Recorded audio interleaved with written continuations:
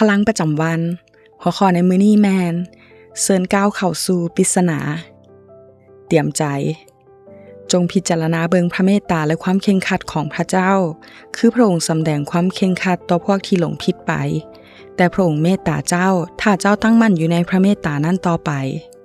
อ่านมัทธิวบทที่11ข้อ25ถึง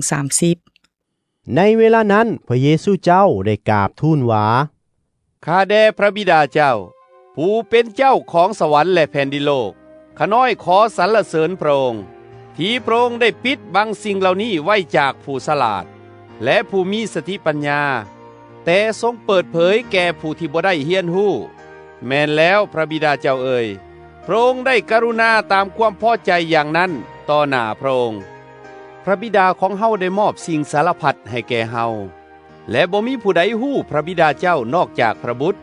และผู้ที่พระบุตรอยากจะเปิดเผยให้ฮู้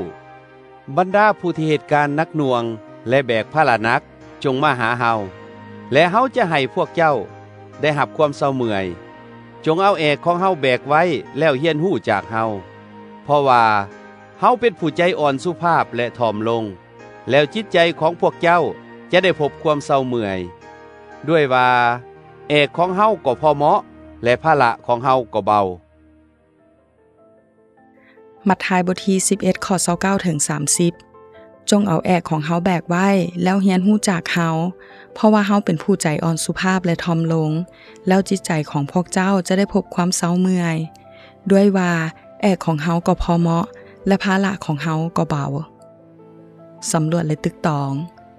ตอนก่อนหน้านี้พระเยซูแสดงความเข้มงวดกับผู้ที่พึงพอใจในการปฏิบัติศาสนากิจของตนเอง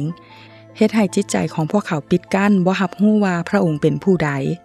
แต่ในพระคำตอนนี้เฮาพัดเห็นถึงพระเมตตาจากการที่พระองค์เสื้อเชิญผู้ที่พร้อมจะมาหาพระองค์ด้วยความไว้วางใจคือกับเด็กน้อยซึ่งเป็นสิ่งที่แตกต่างกันหลายข้อ25ถึง27บอกชัดเจนว่าการรู้จักพระบุตรและพระบิดาบ่ได้ขึ้นกับสติปัญญาของมนุษย์แต่ขึ้นกับการเปิดเผยจากพระเจ้าสิ่งนี้ก็ให้เกิดคำถามว่าสิทธิอำนาจของพระเจ้าและความรับผิดชอบของเฮา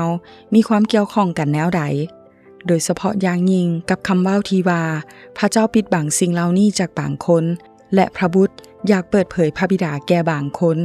และน่าจะบ่เปิดเผยแก่คนอื่นอีกนี่เป็นปริศนาที่ยังท่าการเปิดเผยแนวคิดหนึ่งแมนสำหรับผู้ที่ปิดใจบ่ยอมรับพระคริสต์ถึงจะมีหลักฐานเกี่ยวกับชีวิตคำสอนและการอัศจรรย์ของพระองค์ก็ตามเช่นคนคาลิเลพระเจ้าจะบ่บังคับพวกเขาอย่างแน่นอนข้อ28ถึง30ให้เฮาพิจารณาถึงแอกและภาระที่พระเยซูมอบให้เฮาแอกและภาระเหล่านั้นบ่ได้เบาในแง่ที่ว่าพระองค์บ่เรียกร้องสิ่งใดจากบรรดาสาวก